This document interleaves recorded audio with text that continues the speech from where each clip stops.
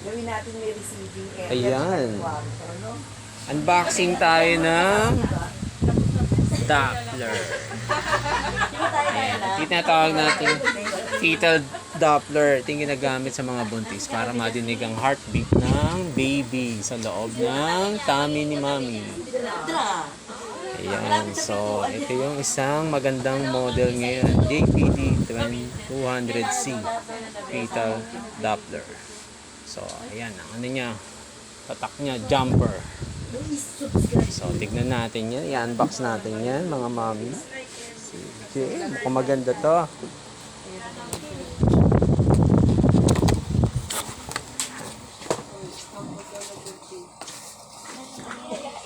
Tararan! Ano to? Tararan! Ay, may manual. Tararan! Ayun eh. Ayan. Ano to? May nakalagay na. Ayan, sige, babasahin natin mamaya. Uy, ito na. Ay, ito pala yun. Ito yung pala yung ano, nilalagay sa tummy. Tsaka, ito yung pinaka nilalagay sa tiyan niya para madinig natin yung heartbeat ng mga baby. So, ito yung liquid or yung pinaka-solution na nilalagay din natin sa tummy bago natin idikit ito. Ayan. Ito na. Ayun, suspense. Tignan natin yan. Kung mapapansin nyo, yung dating Doppler na ginagamit, maliit lang siya. Ito ngayon ay malaki ito. Yun, ito na. Yan. Fresh na fresh.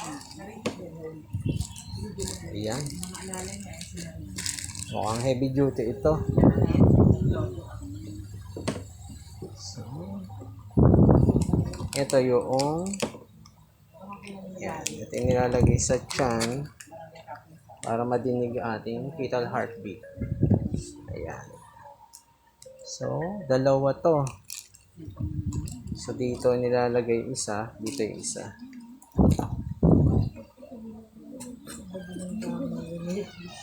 Ayan. Yung pinaka-socket natin. Excuse ka dyan. Papalit. Doon ka sa tindahan magpapalit. Asar ka eh. May ginagawa ko dito, papalit. Papalit ka dyan. Ikaw kapitana ha. Papalit ka dyan ha.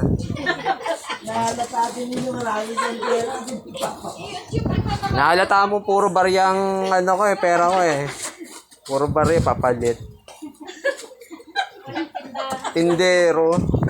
Papalit. Patay tayo dyan. Sabi siya yung amoy, nasa kanya yung ano yung... Kahero eh, no? Kahero. Ayan. So, test natin kay buntis mamaya pag dumating si Orchid tsaka Babaw. Try natin. Ayan.